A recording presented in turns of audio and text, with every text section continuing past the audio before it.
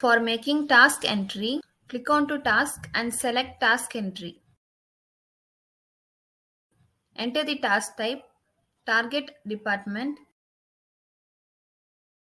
priority, and task details. Click on to save option. Task request saved successfully. For making task status update, click on to task and select task status update. Enter the task number. Once you enter task number, all the details automatically fills up. Click on to update option. Task request status update is completed successfully.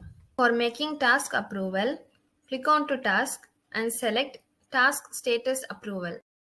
Select the approved or pending option across the task number. Click on to update option. Status updated successfully.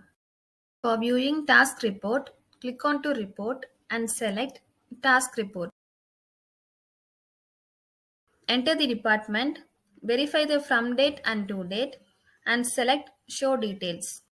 All the task list on the selected department is shown. Click escape to exit. For viewing pending task report, click on to report and select pending task report. Enter the department, verify the from date and to date, and select show details. Task entry, task status update, task approval, and viewing report has been done successfully. Thank you.